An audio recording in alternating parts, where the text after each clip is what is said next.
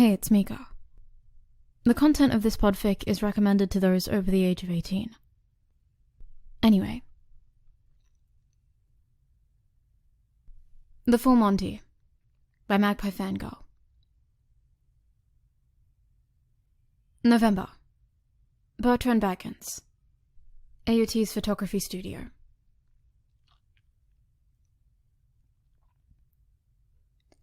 Harry tells himself he's doing this for charity. He's not doing it because Roberts asked him to, or because Ginny bet he wouldn't, or because, deep down, he finds the idea strangely liberating. And he's definitely not doing it for the unlikely attention of buttoned-up ponytailed ponces who work in the ministry. No. He's doing it for charity. If it was up to Harry, this mad scheme would never see the light of day. But he couldn't have foreseen the enthusiasm running like wildfire through the department, making everyone take leave of their senses. Roberts is inordinately excited about getting his kid off for a 75-year-old wizard, and Ron is even worse, thrilled to bits about the department's new and totally daft idea. "We only live once," Ron says, in between crunch-ups on the floor by his cubicle, and Harry can't even respond with, "What will your girlfriend say about you posing in the buff argument, since it was her bloody idea in the first place?" At the time, having a free bar at the Halloween ministry party sounded like a great idea. But now Harry isn't so sure, because the combination of unlimited wine, plus Hermione's brain, plus problem, equals a completely balmy idea that has led to him posing for the very first naked Auror calendar. He should have paid more attention to Hermione's thoughtful nods when the chairwoman of the Hogwarts Board of Governors lamented the diminishing funds available for the orphans and the disenfranchised kids of the formerly wandless, and Roberts promised anything we can do to help. Unfortunately, Harry had been distracted by the sight of a smug Malfoy showing off his latest squeeze, a Quidditch player of some renown, as if that was an achievement, banging a Quidditch player. Harry had dated athletes in the past, but he'd never paraded them in public like Malfoy did, touching their wrist or laughing at their stupid jokes in front of everyone. "That Hermione has the best ideas, right, my boy?" A clearly tipsy Roberts had patted Harry on the back a little too hard, making him choke on his wine. Harry had no idea what Hermione's suggestion had been, but he dragged his eyes from Malfoy's face and agreed with Roberts out of loyalty to his friend. But now, standing in front of a stranger's camera with his thigh holster and nothing else on, he wishes he was less loyal and more adamant about this being the most idiotic idea to ever be uttered inside of the ministry.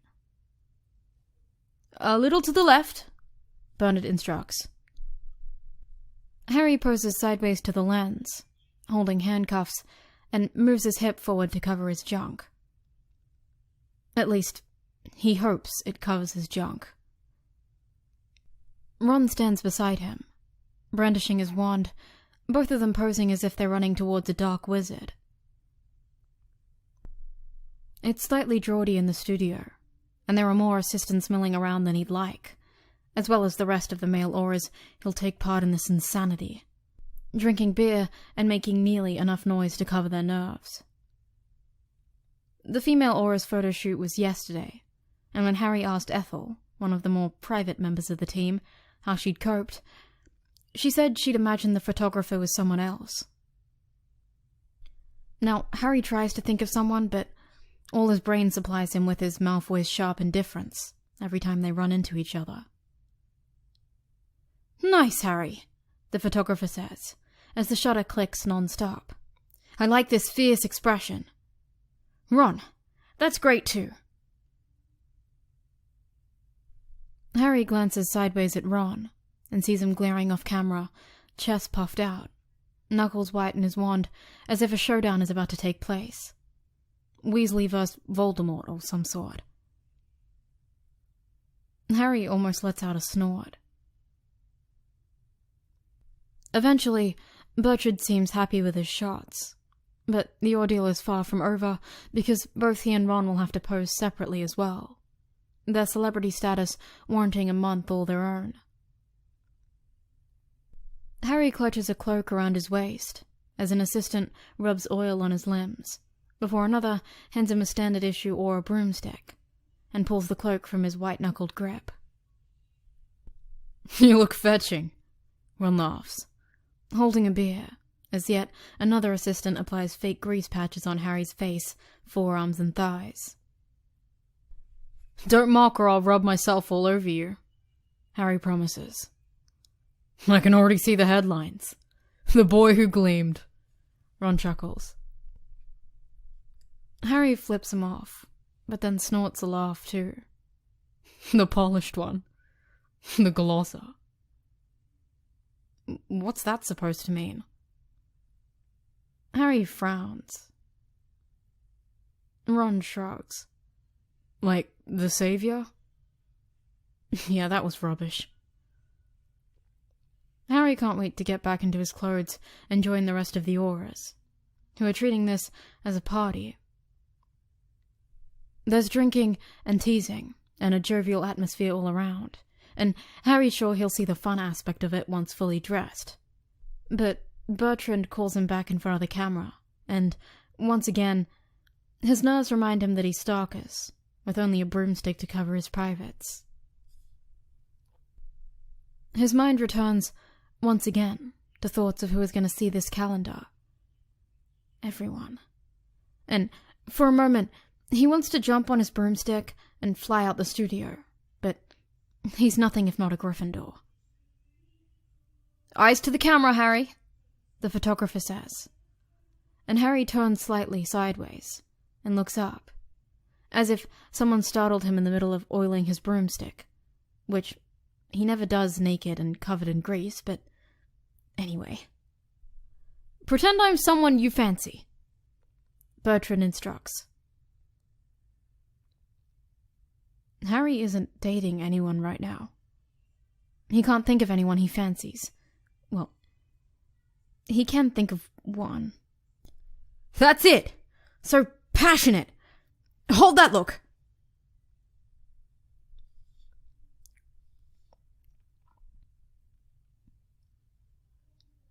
December. DMLE offices.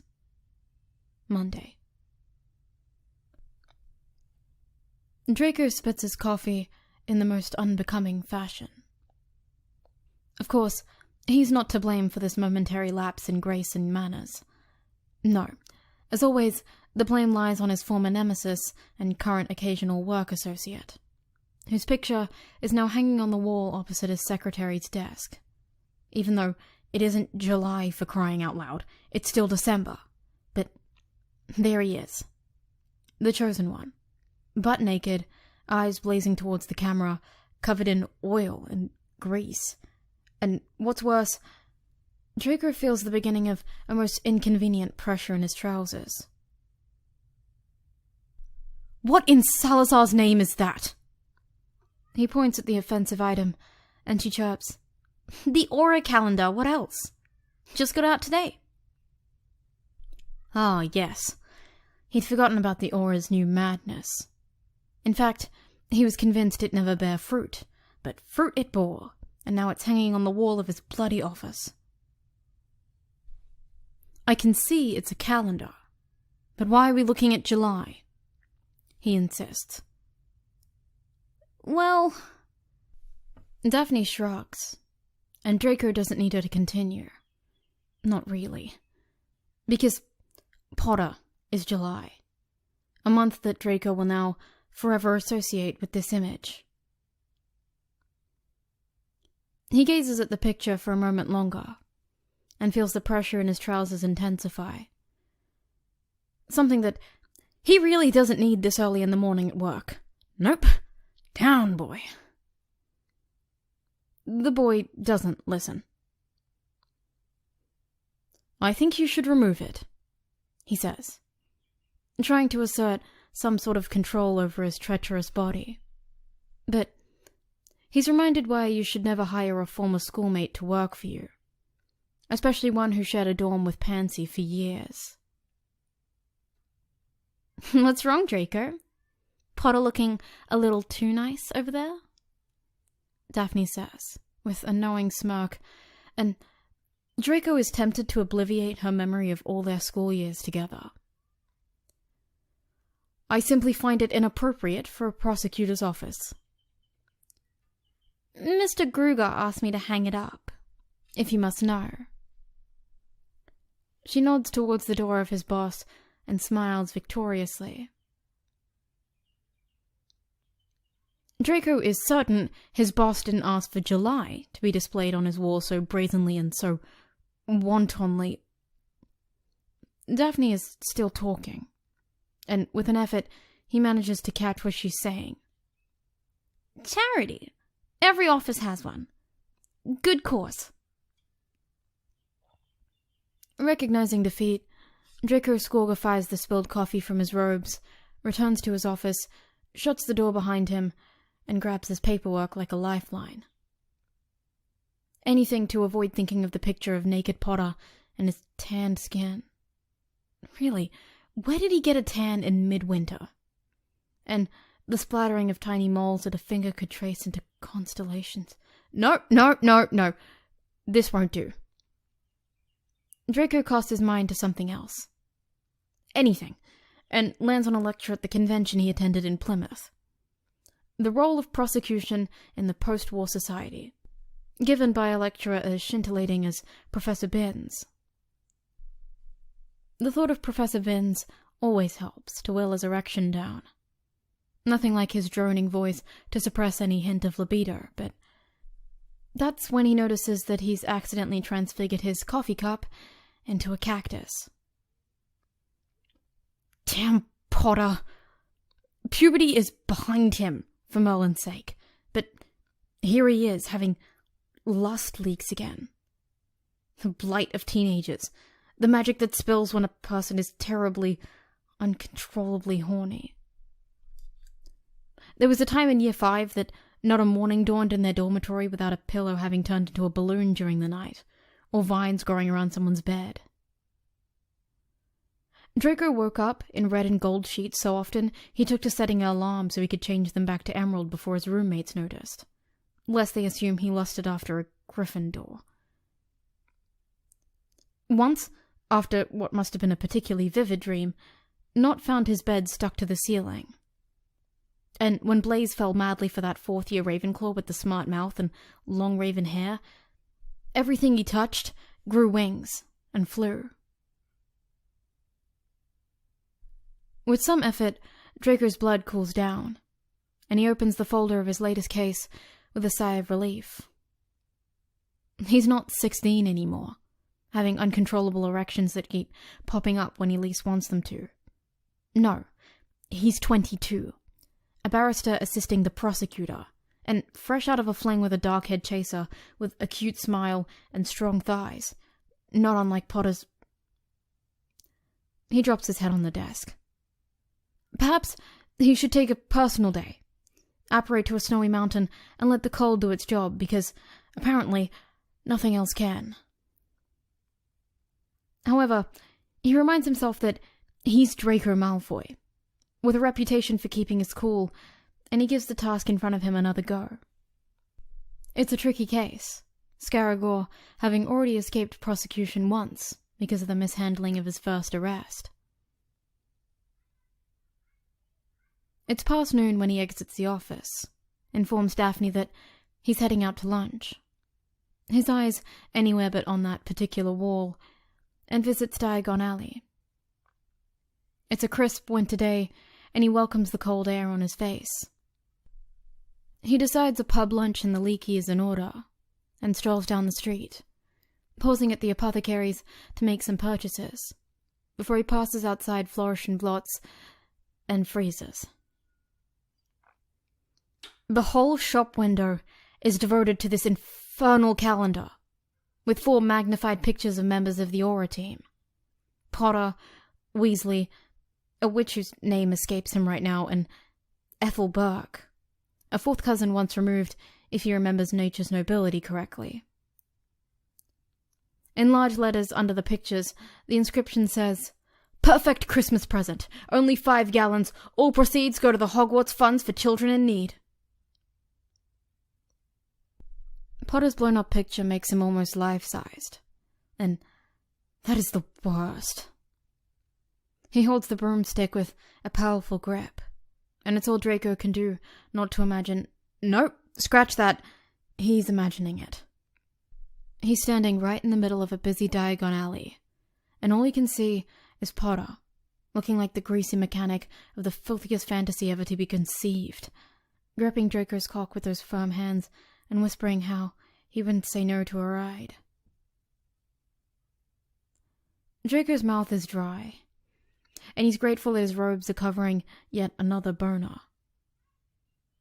This is the worst Monday ever to Monday, and he's half decided to call in sick and hide under a cold shower for the rest of the day, but the trial is next week, and he needs to make sure everything is in order.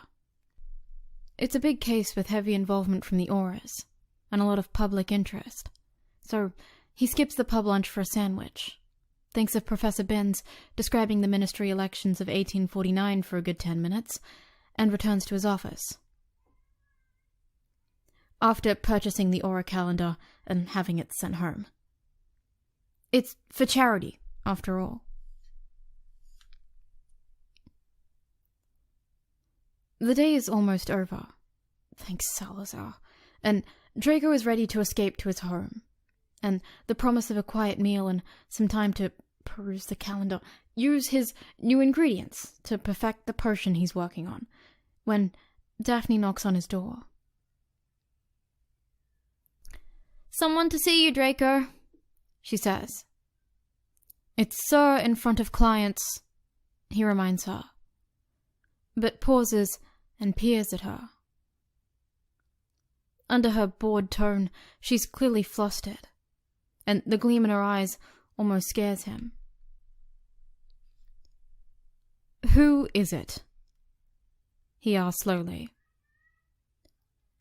"Harry Potter from the Aurors," she says, a little breathlessly. And Draco's insides freeze, and then heat up in the most disconcerting way possible. Fuck. Fucking fucked.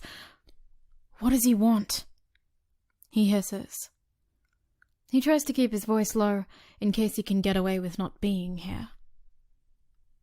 "It's for the Scaragor case." "Send him to Mr. Kruger." "Mr. Kruger went home."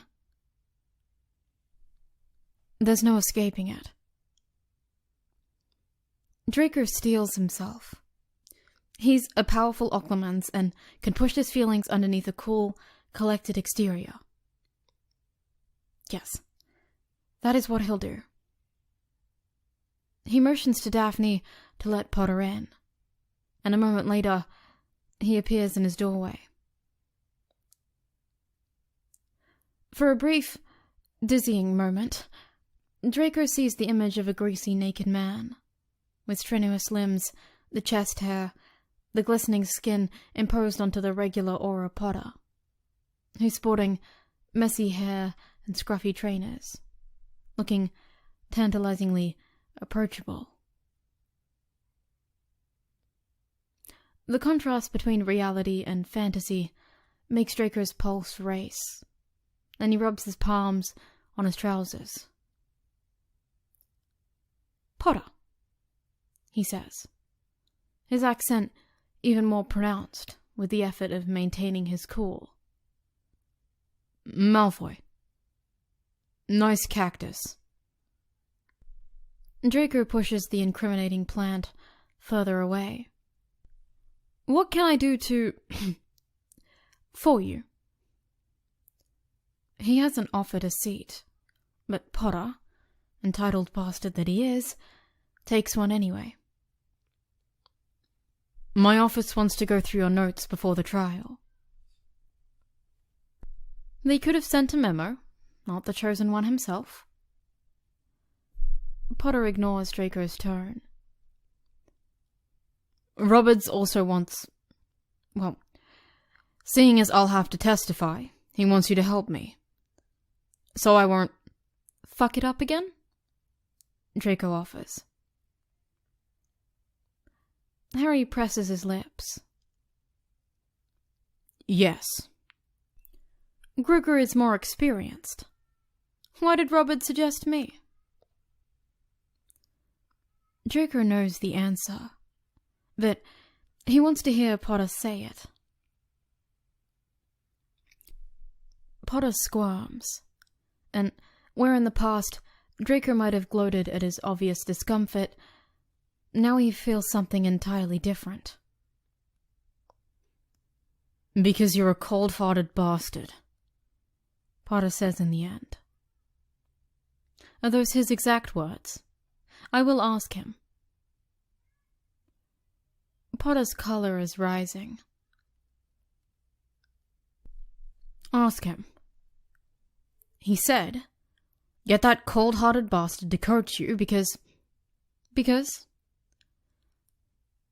he's the best, and the only one who can sort you out. Potter grits out.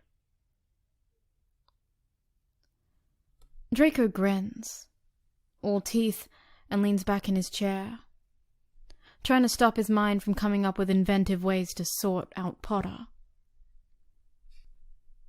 Every defense lawyer in the country knows that Potter has a problem with keeping a lid on his temper. Everyone also knows that Draco never loses his cool, even when his dark mark is brought up in trials, or when other ministry workers needle him with mentions of his father. Draco has proven his loyalties 100 times over, with numerous convictions of Death Eater allies, and even by locking horns with his father once, over a Wasenkamot edict to abolish a piece of pure-blood legislation, but he doesn't lose his cool at people making insinuations. No. Draco simply slays them with a well-chosen word, and a smile that cuts like broken glass. Not much can make Draco lose his composure. Except perhaps for the person who's now sitting opposite him. His red uniform doing delightful things for his complexion. So, shall we start? Potter says. You couldn't have picked a worse day, Draco thinks.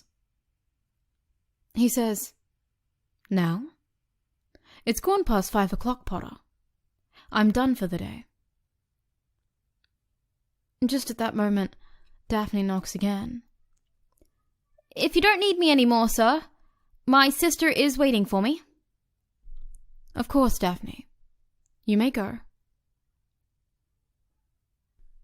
The door closes, and he turns to Potter, trying hard to not think about how they're now completely alone in the office, and failing. Sweat trickles down his back. Draco scuffs the floor with the tip of his shoe, and is horrified to see that a square of wood under his desk is slowly transfiguring into a shag pile. He clenches his fist, as if that'll prevent any further lust leaks. Oh, Potter says eloquently, when Daphne leaves. My schedule is so erratic, I never know what time it is. Can't I keep you a bit longer tonight? He gives him a direct look that makes Draco almost blurt out, You can if you bend over the desk and let me plow that ass. Potter's still looking at him, and Draco shakes his head, not trusting himself to speak just now. The tent in his trousers is reaching epic proportions. His skin is burning and somehow also shivering. And the shag pile has now covered the whole surface under his desk and is expanding.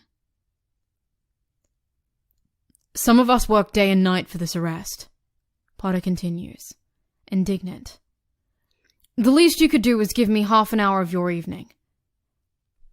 I've got prior engagements tonight, Draco says, in a tight voice, simply because he doesn't trust himself alone with Potter today.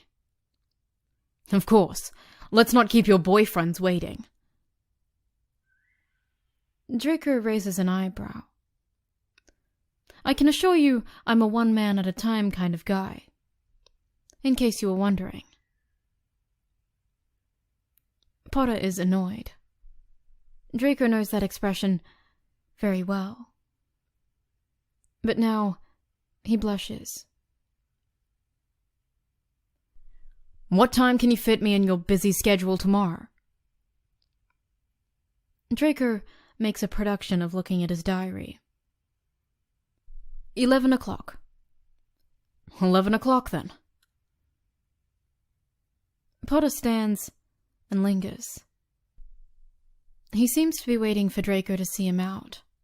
So Draco rises, casually rearranging his robes over his bulging trouser region. Outside his office, Draco's eyes fall on the calendar.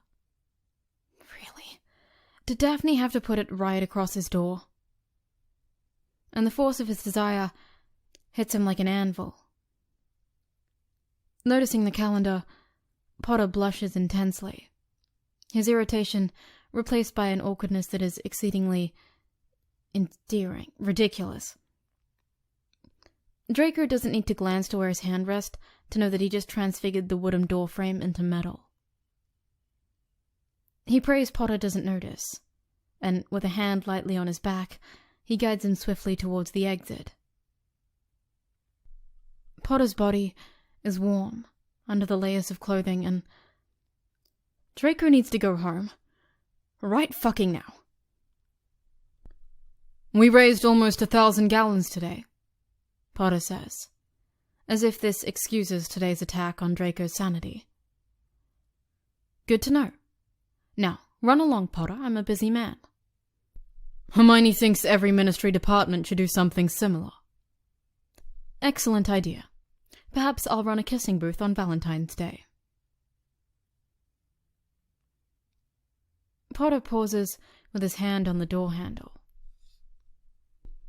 I'm all for charity, he says. Celebrities will still need to queue. Draco smiles, and realizes with a jolt that he's flirting with Potter. Perhaps they will. Potter looks straight into his eyes, and Draco is 1 second away from grabbing him and pushing him against the wall, but Potter murmurs a goodbye and strides down the corridor, leaving Draco to stare at the door handle Potter had been touching. It's now a pom-pom.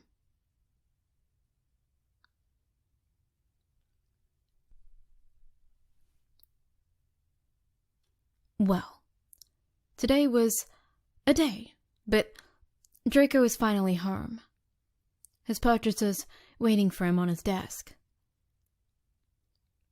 He picks up the calendar, tears the wrapping paper with shaky hands, and sits on his bed, forcing himself not to rush to July. Anticipation is already pooling in his gut.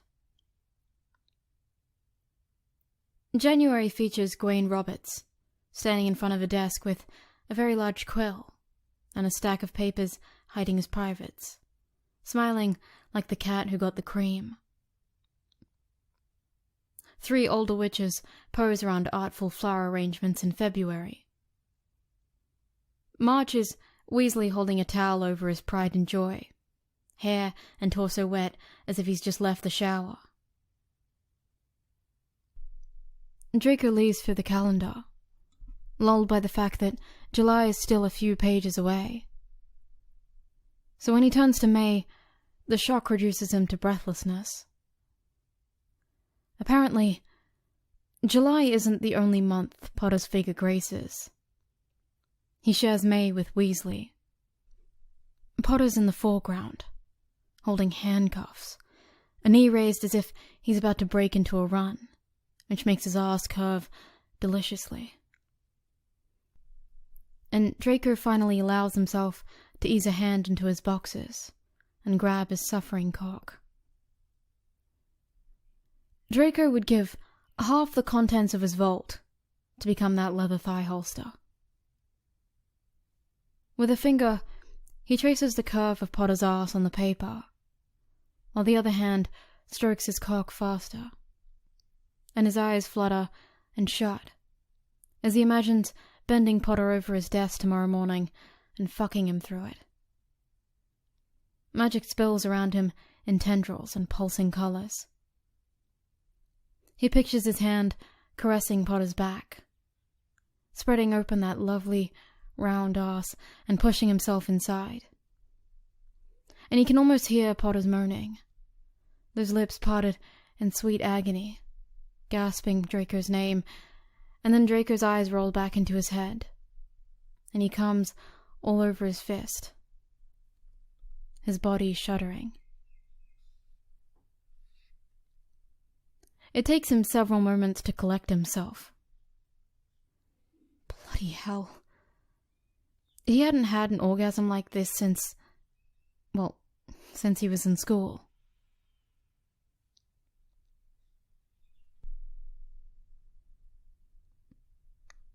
Tuesday. In the morning, an insistent pecking at his cheek wakes Draco up.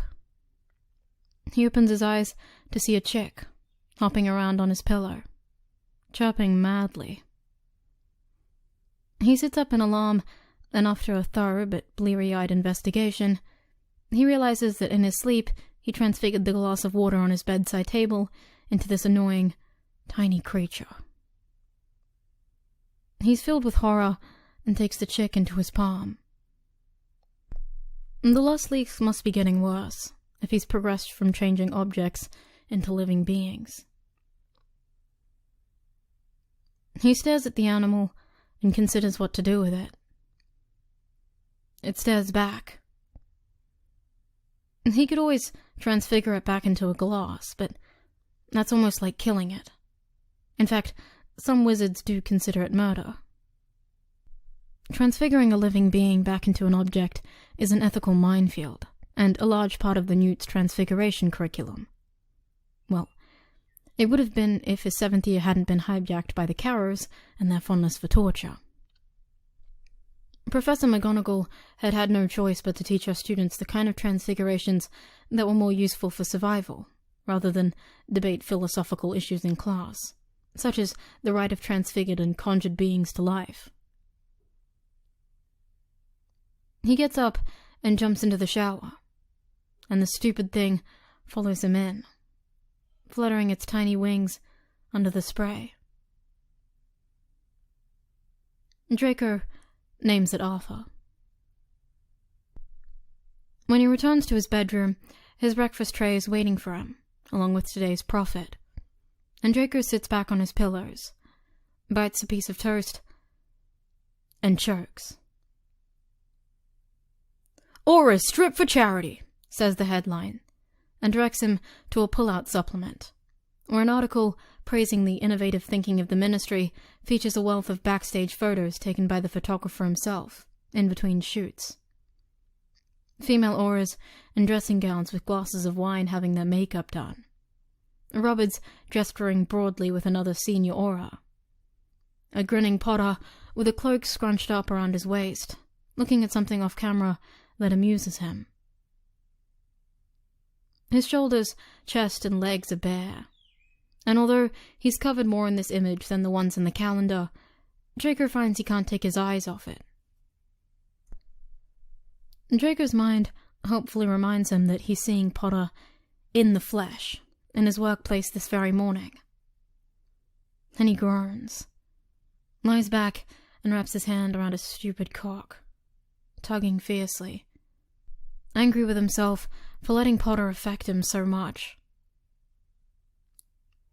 It's like being back at Hogwarts.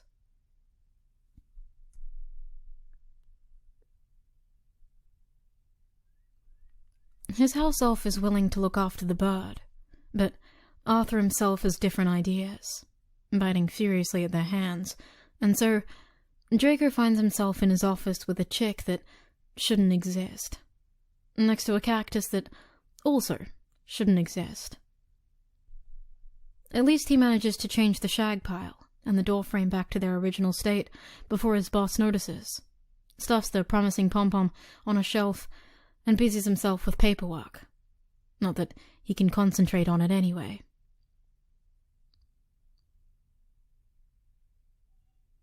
Potter shows up at 11 sharp, his uniform unbuttoned over jeans and a green t-shirt. Draco wanked twice in the morning to prevent any further lust leaks. Sated, he welcomes Potter graciously, and even gestures at one of the seats in front of his desk. "What is that?" Potter asks, as Arthur appears on top of the filing cabinet. Draco gets up and takes him in his palms. "Nothing. Ignore him. He likes to explore." "Is this a pet? You do know owls eat baby chicks." Draco pales. He hasn't considered that. He swallows hard and puts the chick next to his half-eaten biscuit, where it can nibble on the crumbs. Potter tilts his head and gives him a long look. "Never saw you as a man who'd buy a chick as a pet." "I didn't buy... Look, shall we start?" Potter shrugs instead of replying, and removes his uniform, revealing muscled, tanned arms. "Might as well get comfortable," he says. Draco hates him. An hour later, Potter is on his feet, yelling. "There was nothing wrong with the investigative procedure." Draco has been leaning on the filing cabinet, arms crossed, feeling quite turned on. He gazes at Potter, who's standing too close, and smiles at the sight of the flushed, furious face. Draco's always enjoyed rattling him, and today is no exception. "But isn't it true, Auror Potter, that you cast Priori Incantatem on a wand that wasn't the defendant's?" "I told you he used a stolen wand 3 times! Can't you get it into your thick head?" "That's what the defense will ask," Draco replies coolly. "And that's certainly not how you should reply." His admonishment calms Potter, but he doesn't step back. "Sorry I yelled," he says. "There's been a lot of talk recently about how the department keeps fucking up, and it pisses me off. Scaragor was back on the streets because of it." "I remember. But you caught him again." Draco uses his softest voice, barely above a whisper. He's not sure when he made the decision. Perhaps 10 minutes ago. Perhaps yesterday. But he knows he simply must have Potter. "I think we need several meetings to work on your delivery." And there's a pause where Potter looks at his feet. "I have no idea how you do it." He's still standing close enough to touch. "Do what?" "How you..." Potter waves a hand towards Draco. "You're always calm. You never lose your temper or raise your voice." Draco would like to feel a sense of pride about this, but he knows the truth is different, deeply personal and much, much grimmer. "Years of training, Potter. My whole upbringing was an exercise in keeping my composure at all times." Draco won't ever admit it, but he longs for the fire in Potter's manner, the freedom to completely let go. It's an attitude alien to him, but he's jealous of it nonetheless. Potter's so vivid that he's almost vibrating in a different frequency, and it doesn't help Draco's attraction to him one bit. A useful skill, when a powerful legilimens like the Dark Lord is around you, eager to crucio the tiniest errant gesture, he adds. Draco didn't mean to say that, but the words escape his lips before he can stop them. Perhaps he's learning to lose control a little. Potter raises his eyes and meets Draco's. There's no sympathy in his eyes, not really, but a trace of understanding or compassion perhaps, and memories. Sometimes the past feels like air around Draco, intangible but inescapable, always surrounding him, and his mistakes have never seemed greater than this very moment. On the desk, Arthur peeps and breaks the spell. Draco breathes again. "Can we stop for today?" Harry glances at the clock. "It's lunchtime, and I'm starving." "Sure. Same time tomorrow?" "Well..." Harry takes a step back and pulls his robes from the back of the chair. "We could have lunch together if you want. I don't like eating alone." Draco's heart starts pounding, but his voice is cool, indifferent even, when he says, "There's a cafe around the corner that's not half bad," and summons his cloak.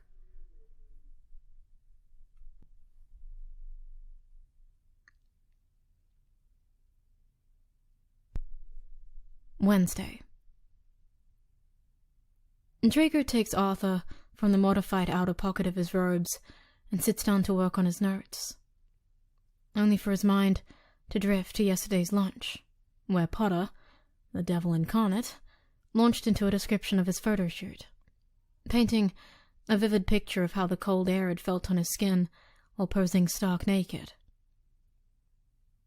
These unsolicited details provoked yet another lust leak, resulting in Draco walking out of the cafe in flip-flops, and, if that wasn't enough, running into the minister while wearing the aforementioned footwear. Draco had to wank thrice at home to make sure he wouldn't be waking up next to any more poultry in the morning. If he didn't know any better, he'd think that Potter was doing it intentionally. The intention being to make Draco lose his mind, as this was clearly happening. Unless Potter was. Draco spends the next several minutes replaying their recent interactions in his head. Remembers Potter glaring at him and his date at the ministry functions, and finally glances at the pom-pom next to his cactus on the shelf of his legal books. Draco has spent his years at the ministry quashing any thought of Potter as a possibility. But the idea that Potter might actually... He finds himself quietly stunned. "Did you hear?" Daphne enters without knocking, and sits on his desk, almost upsetting his teacup. "What is it now, Daphne?" She takes Arthur into her palms and pets his head. Daphne's made a fuss over the bird ever since she laid eyes on him. Women. "There's a rumor that the photographer is auctioning prints from the Auror calendar. Not the published photos, but the ones that didn't make the cut. The backstage ones, or the ones that were too risque." She lowers her voice. "Apparently, the full Monty is on sale." Draco is interested despite himself. "What is the full Monty?" Daphne leans in and whispers. "The full Monty is a full frontal nude of the Savior." Draco's breath hitches, but Daphne pretends she hasn't noticed. "It'll go for an obscene amount of money, they say. I have a couple of 100 gallons to spare, but I suspect it will go for triple that amount." Can the photographer do that, though? Sell the prints without permission?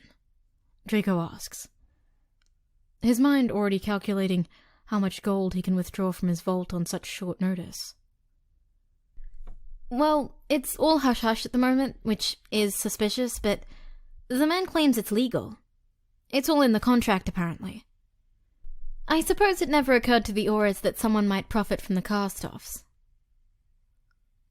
She smiles at Draco, hops off the desk, and leaves. 20 minutes later, Draco puts Arthur in his pocket and leaves his office. I've got an errand to run, Daphne. Of course you do, she smirks. Sir? The studio is on a side street off Diagon Alley, next to a pet shop and across from a second-hand bookshop. It's a wet day, and the cobblestones are glistening under his feet. Draco doesn't see a crowd banging on the door asking for nudes, so he suspects the rumor hasn't had a chance to make the rounds yet. Unless, of course, Daphne is having him on, which doesn't sound unlike her. Draco pauses at the door. He wonders if the Aurors have heard about this sale by now, and how Potter is going to take the latest attack on his privacy. Draco's had some time to think on the legal aspect of it on the way here, and he'll need to go over the contract to ascertain the legality of this sale. Arthur gives a peep as Draco's standing there deliberating, and eventually, after looking both ways, Draco enters the studio. 30 minutes later, he's about to turn the corner to Diagon Alley when he bumps into the very people he doesn't want to see. Potter and Weasley. What are you doing here, Malfoy?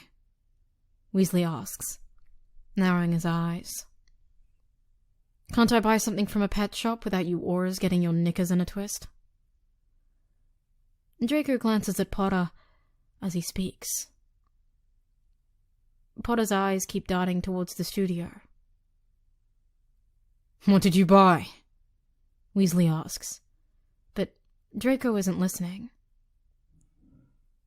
Potter's face is hard, his lips pursed. He doesn't look pissed off. No. He looks unhappy and frustrated and fed up. What's wrong, Potter? Draco can't stop the question that escapes his lips, but Weasley is still on his case.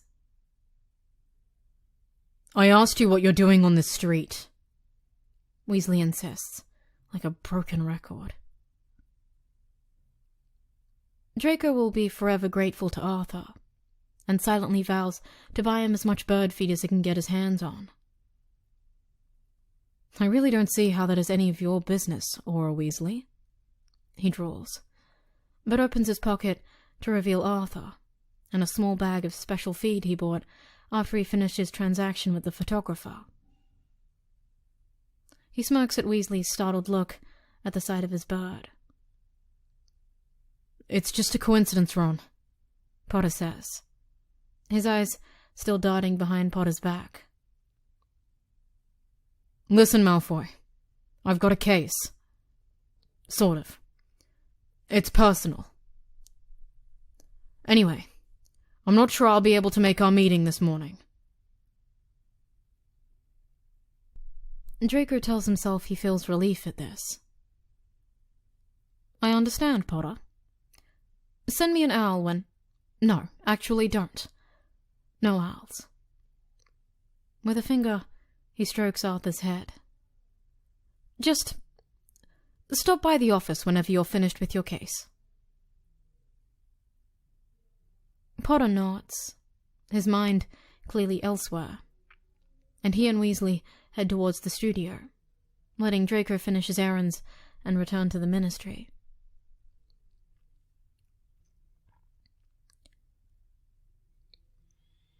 Draco shouldn't feel guilty.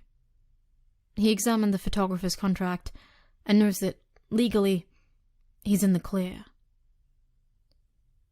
Whether Potter will see it that way if he ever finds out, he's not sure. Draco doesn't really know what possessed him to do such a thing, but he knows that by tomorrow, the truth will be out, at least with regards to what happened with the full Monty. The rest of the day trudges along with meetings with Grugar, more paperwork to complete, and Daphne's eternal smirks to put up with. When he's alone in the office, he takes the photo from under the pile of papers and stares at it. Potter doesn't show up. Draco lingers in his office until past 6, and by then, he can't pretend he's working anymore. Just as he's shrugging his cloak on, a knock interrupts him, and the door to his office opens. "Sorry for barging in. Your secretary isn't here." "Oh, I see you're leaving." It's Potter, and Draco stares at him, his blood heating up. He takes his cloak off immediately and gestures to a seat. "Fire whiskey?" he says, as they sit across from each other, and Potter nods. Draco summons a bottle and 2 glasses, pours a shot in each, and offers one to Potter. Arthur chirps, and Potter gives him a small smile. The lamp casts a yellow light onto his face. Draco swirls the amber liquid in his glass. "Difficult case?" Potter sips and unbuttons his collar with a sigh. "Sort of. I don't know if you've heard. About the photographs? I did. Daphne is such a gossip." Draco can't take his eyes off Potter's collarbone, and his nether regions respond accordingly. So, there was a photo of me that... Potter's blush is simply adorable. Bertrand, the photographer, even gave it a name. The full Monty. Because it's... well, you know. I hoped to buy it before anyone else could get their hands on it, but by the time I got there, the picture and the roll of film had been sold. Draco gently pushes Arthur back from dipping his beak in his glass. "Did you track down the buyer?" "It was impossible. Bertrand said it was some French bloke. We searched hotels, train stations, contacted the Department of International Magical Cooperations for records of French visitors, but no luck. It's like he vanished." He gives a guilty look to Draco. "Ron showed your picture to Bertrand. He was convinced you had something to do with it." Draco holds his breath. "Because you saw me there." "Well, you'll be pleased to know that the photographer didn't identify you as the mystery buyer." Potter smiles and sips his drink. He didn't, because no one in their right mind would conduct such a transaction without wearing a glamour, Draco thinks, as he refills their glasses with a nervous twist of his wand. "Perhaps the photo will resurface." "Yes. In a newspaper." Potter's voice is hard, his face twisted in bitterness. "Maybe not. Maybe someone bought it just so it wouldn't fall in the hands of the Daily Prophet." "Because that's likely." Potter's getting angrier, the telltale flush creeping down his neck. "I mean, I get why Bertrand would do it. I'm not happy about it, but fair enough. He owned the photo and thought he could profit from it. Why would someone buy it? It's creepy at the very least."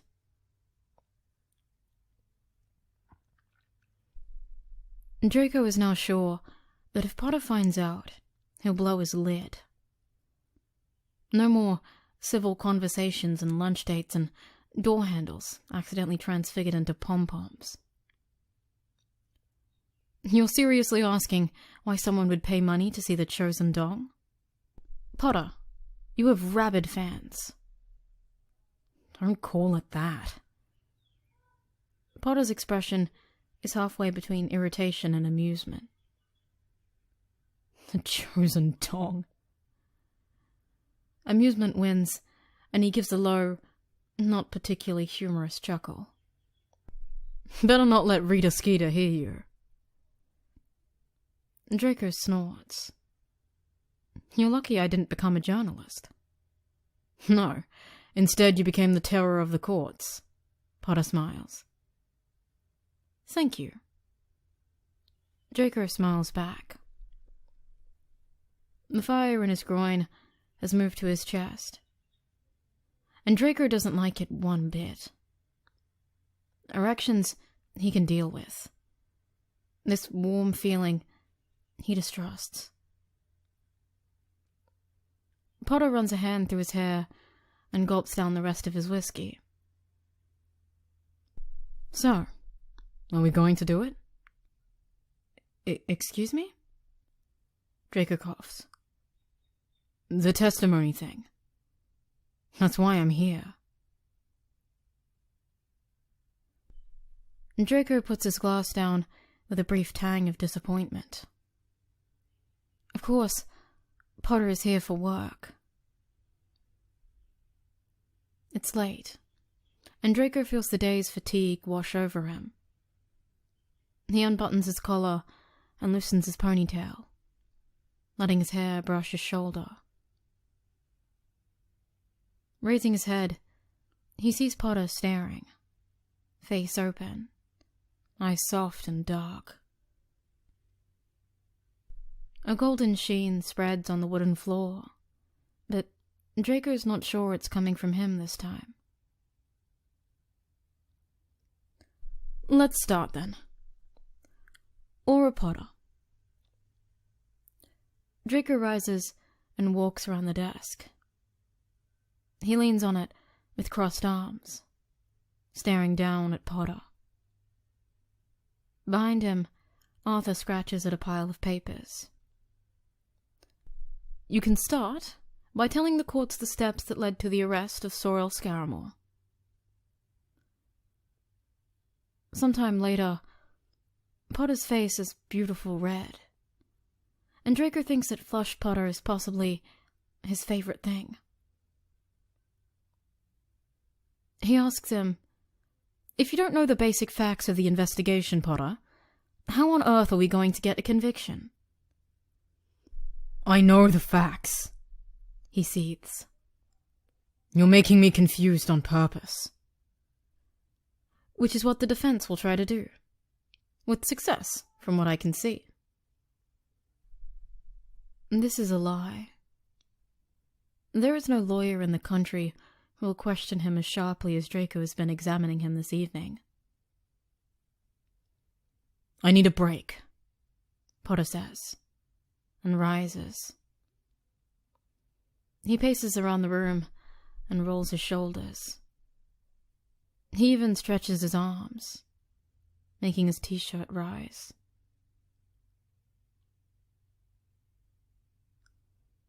Draco can feel the lust pouring out of his body like a river. Fuck the testimony. The filing cabinet pops out of existence and is replaced by a fiscus. His focus narrows to one thought. Potter might hate him tomorrow, but Draco still has tonight. How easily I can fluster you with one question, he says softly. He pushes himself off the desk and advances. Potter turns. It wasn't one question. Imagine what the defense will do to you. Draco continues in the same soft tone, running his eyes down Potter's body. The golden sheen of the floor brightens. I'm sure they won't be nearly as hard on me as you are, Potter says, voice pitched low. The fiscus grows. Draco is now close enough to touch. Oh, Potter. I can go a lot harder. Potter swallows and turns his head. He almost speaks, but stops, his gaze drawn by something, his face hardening. Draco turns and freezes. Arthur has been biting and scratching and making a mess of Draco's papers, and now he drags a photo with his beak across the desk. There is silence for a moment. Potter's voice chills Draco to the bone. You've been lying all this time. You've been lying to my face. Potter looks at Draco in a way he hasn't since that time they fought in the bathroom. With fury and disgust. The look hurts as much as it did then. It's not what you think, Draco says quickly. Inadequately. No? This isn't a photograph of me that Bertrand Baggins Aouda sold you this morning at around 10? Well, when you put it that way, Draco thinks. Potter snatches the photo from the bird's beak, making it stumble. This isn't the... He pauses as he takes a look at the photo. And Draco feels his cheeks burn. He's never been more mortified. This isn't the full Monty, Potter says in the end. Draco says nothing, because the picture says everything. The photograph Potter holds in his hands is the one where he's standing with a cloak around his waist, bright eyes wrinkled by a wide smile. A present, Draco says, a little too fast. It's a Christmas present for Daphne. She's such a fan.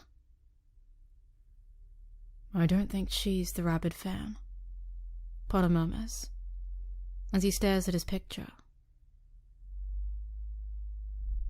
Draco wants to snatch it from his hands and tear the stupid thing up.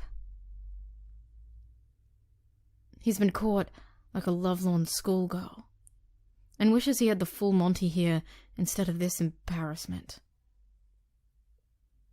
He glares at Arthur, who ignores him and lies in a nest of shredded paper.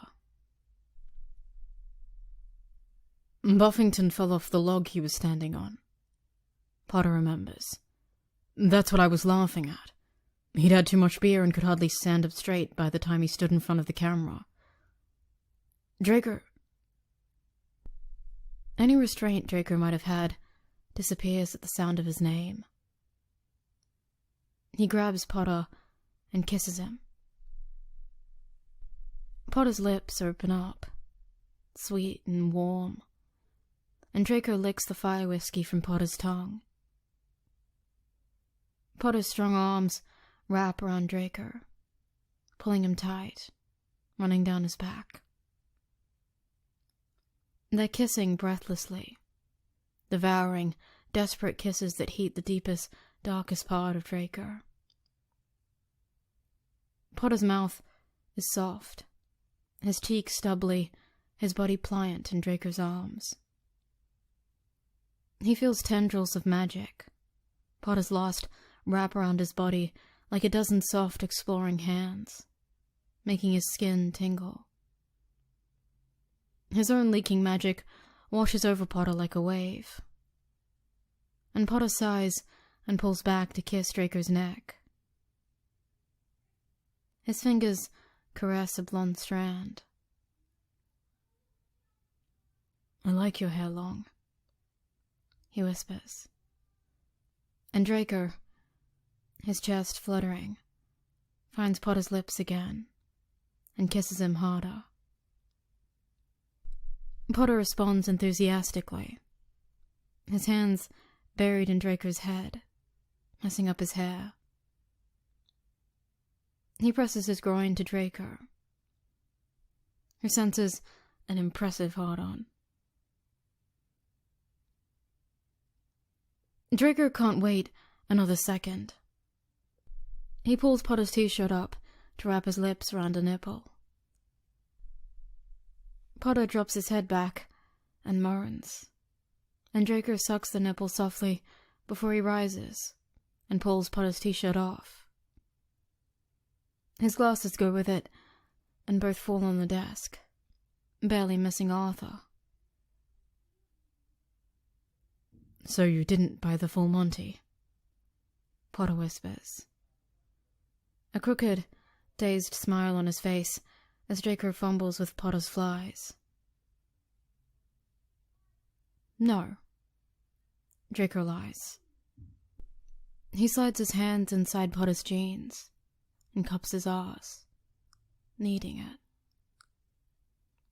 He kisses Potter on the neck, the jaw, the eyes. Open mouth, sloppy kisses, while Potter is pulling at Draco's robes. "You," Potter rasps. "I want to suck you." Draco is so hard, he can't bear it. He runs a finger over his buttons, murmuring an incantation, and his robes and shirt fall on the floor. Potter smiles at the sight of half-naked Draco, and rubs his stubble over Draco's chest, licking his nipples and moving lower, tugging down Draco's trousers and nuzzling his cock through his underwear. Draco is sure his legs won't hold much longer, especially when Potter pushes his boxers down to his thighs and licks the head of Draco's cock with a slow, careful tongue. Draco grabs his messy hair and presses Potter's face closer, the urgency coursing through his veins, overriding every instinct. Potter obliges.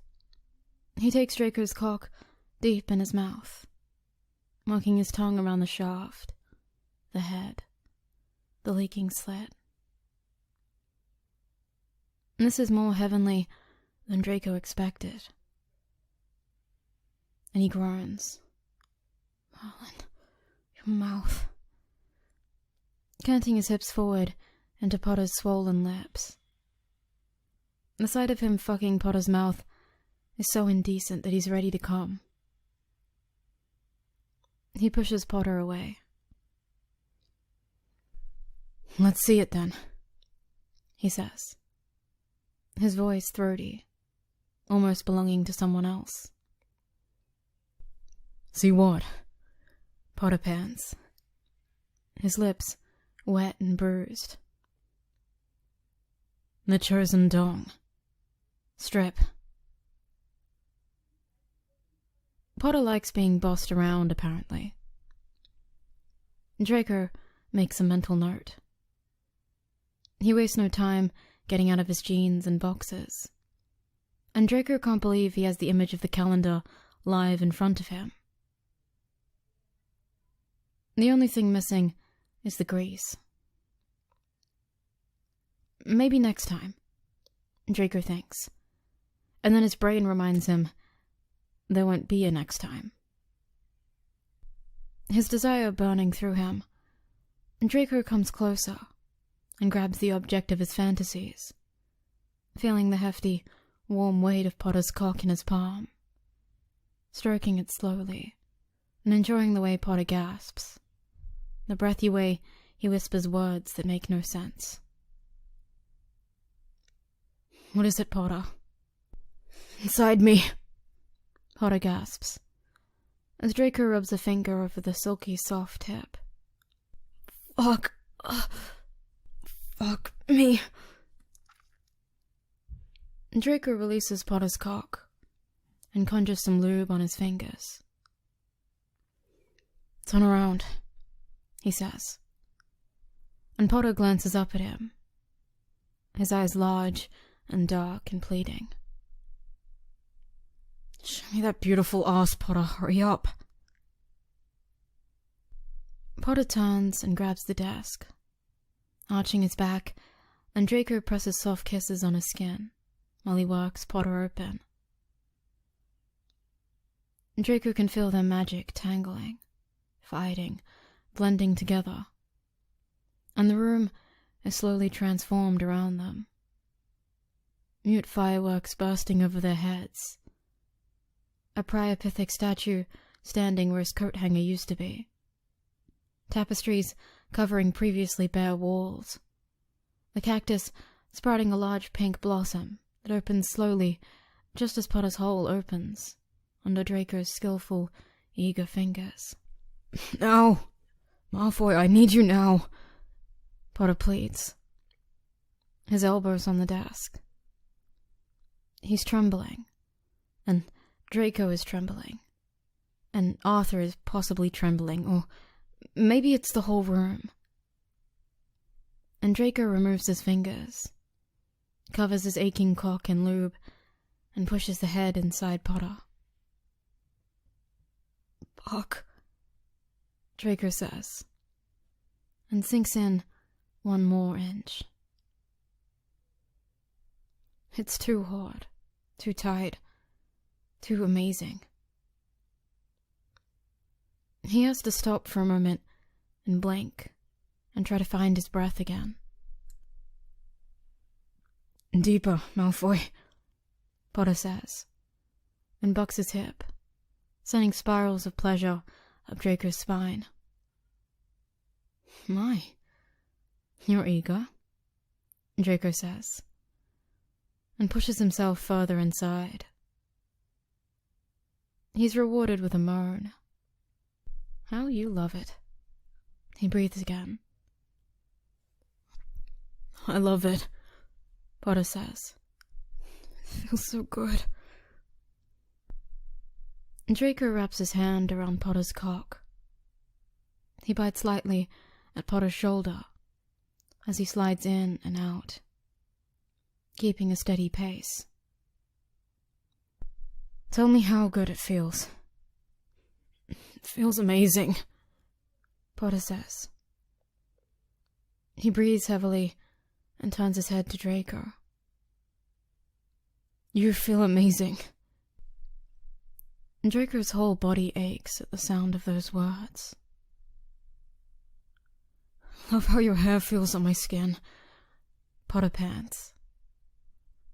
And Draco lowers his head, allowing his hair to trail over Potter's sweaty back. He fucks him hard, even as his legs are shuddering. "Yes, Malfoy, don't stop. Harder," Potter gasps.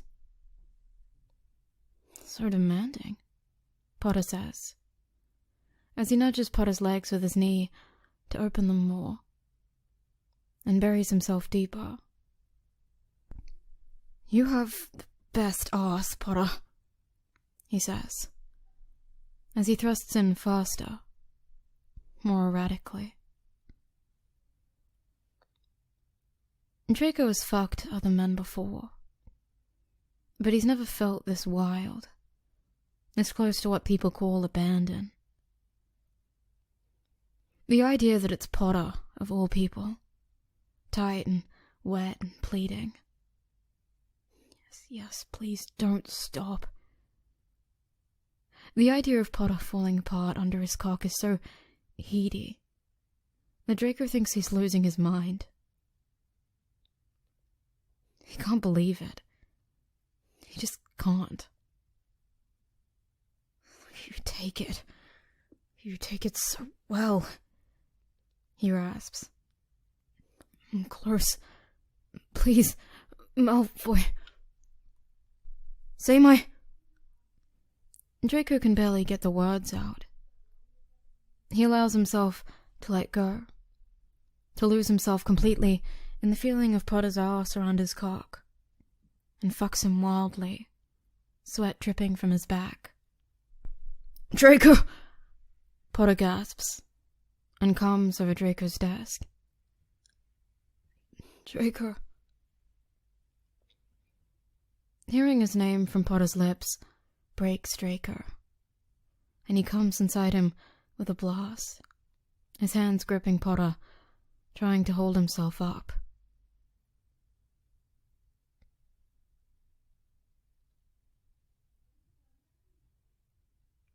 Sweat is cooling on their skin as they lean side by side on the desk, catching their breath.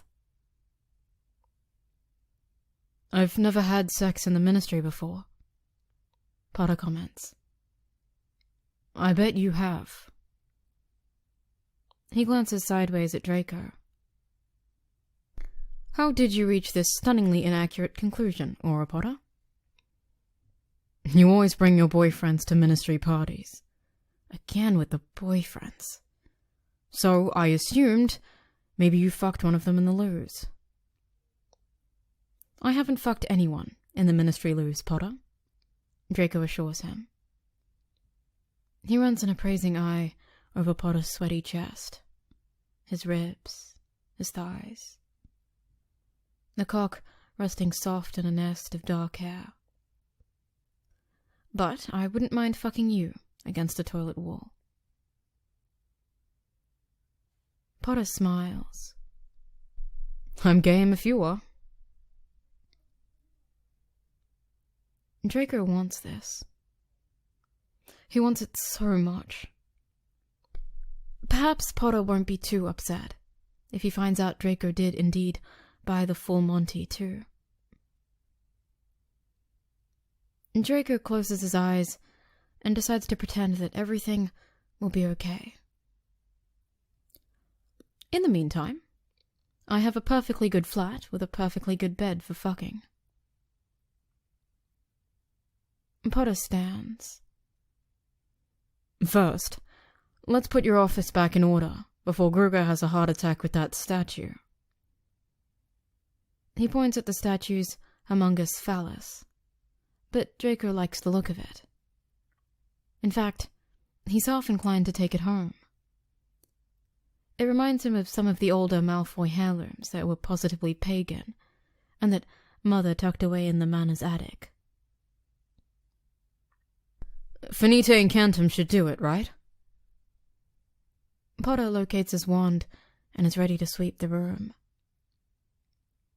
A chirp interrupts them. Wait, Draco says. He collects Arthur and leaves him on Daphne's desk outside. Is he a magic chick? Potter asks, surprised. Did you conjure him? Sort of. Now, let's leave the office. I want to take you home and fuck you in my bed. It's still tonight, after all.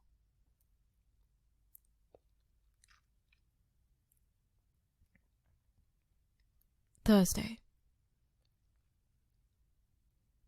When Draco wakes up, he slides to the empty pillow next to him and inhales. Potter's scent tickles his nostrils. It wasn't a dream.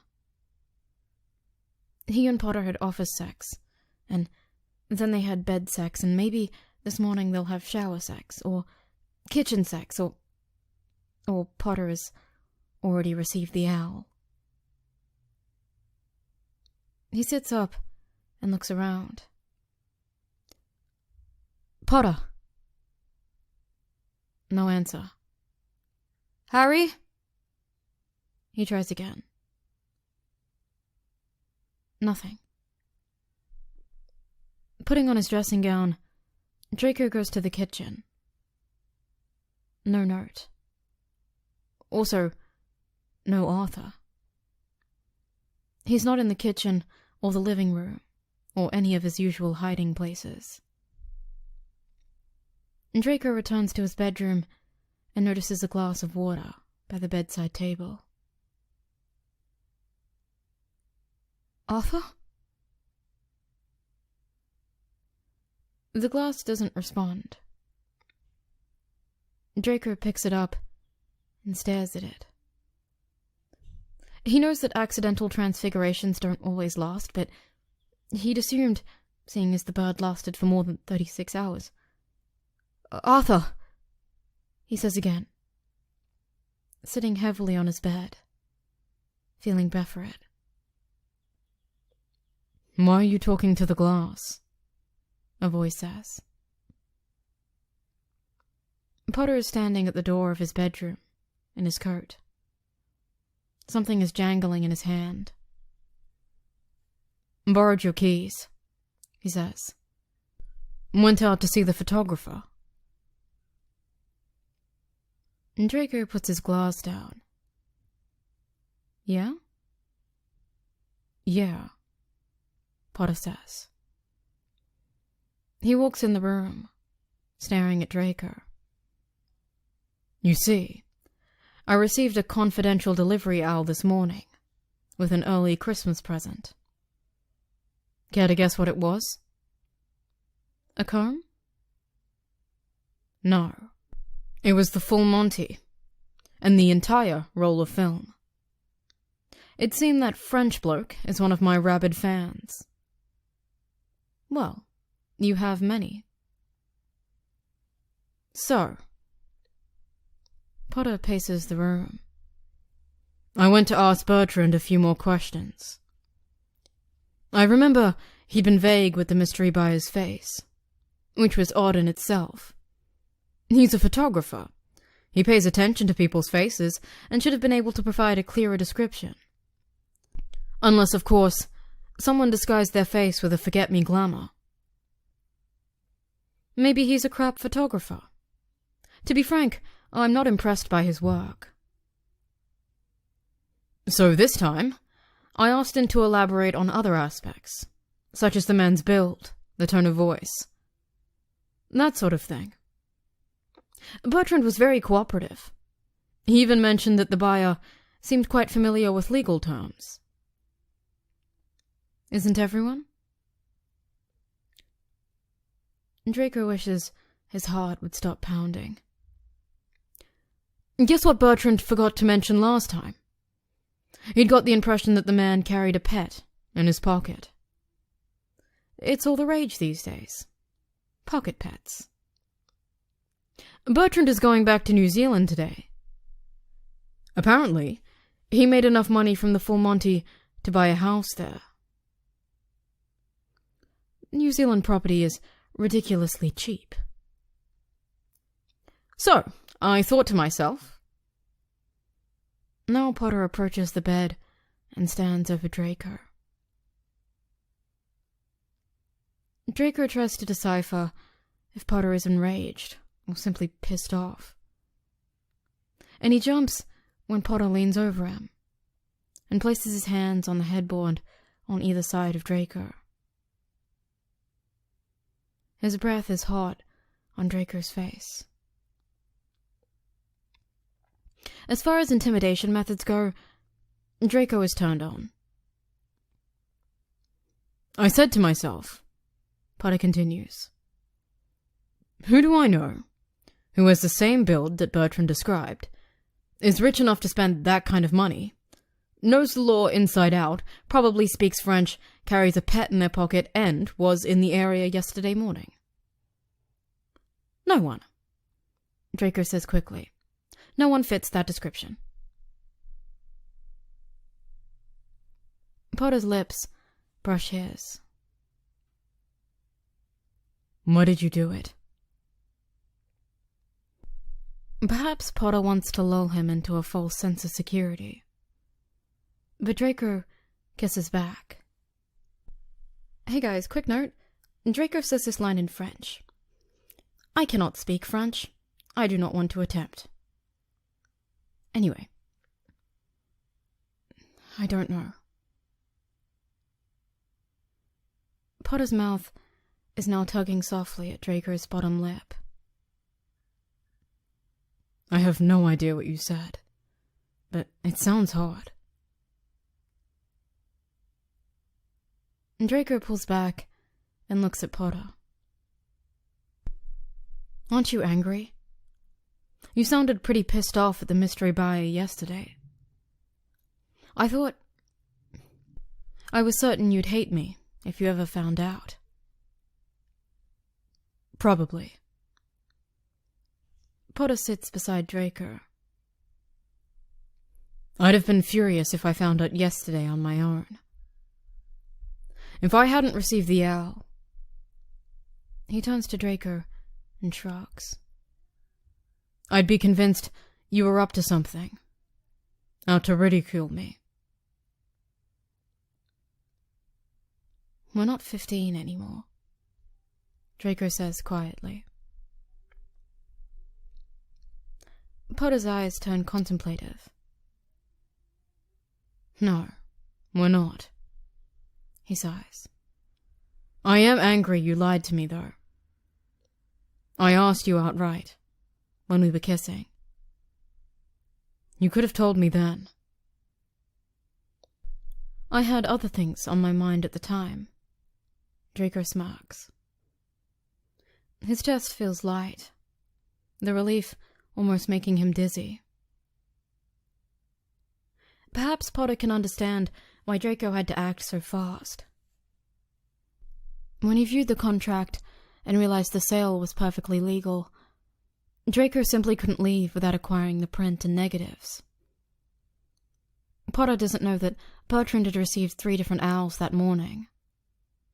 Mullen only knows from whom, and it was only Draco's outbidding that saved the day.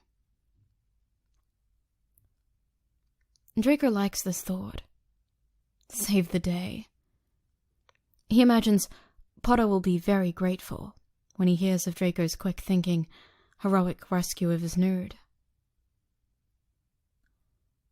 Draco's mind starts picturing how grateful. So you did it for me? Potter asks, bringing him back to the present. Potter, Draco huffs. I did it for the Scaragor case. Imagine how incensed you'd be if that photo leaked to the press. Your testimony would have been a disaster. Potter's hand travels on Draco's thigh. So that was your motive? To get Scaragor to Azkaban? It was a public service. Nothing more, Draco assures him. Potter's hand is massaging his crotch, and it's difficult to breathe. Why were you talking to the glass? Draco doesn't know how to break it to him. Reluctantly, he removes Potter's hand from its lovely task and holds it gently. This glass of water is Arthur. Potter touches Draco's forehead. Are you sure you're okay? Arthur is in the kitchen. He came with me to the studio. Thought you wouldn't mind. I put this glass here in the morning for you. He smiles shyly. You worked really hard last night. Indeed, Draco says, feeling so happy he could float to the ceiling. I worked hard, and I need a shower. Perhaps you can join me. Saves time if we shower together. It is a work day. Makes perfect sense, Potter grins. But he touches Draco's chin and looks him in his eyes. You won't lie to me again. Promise. I won't. Now, get in the shower and I'll be straight there. This is also, unfortunately, a lie. The very last one, Draco thinks, because he doesn't go straight to the bathroom. First, he goes to the kitchen to make sure Arthur is indeed alive. He is, nibbling at some seeds on the counter. But after that, yes, he goes straight to where Potter is waiting. Hopefully, all soapy and wet.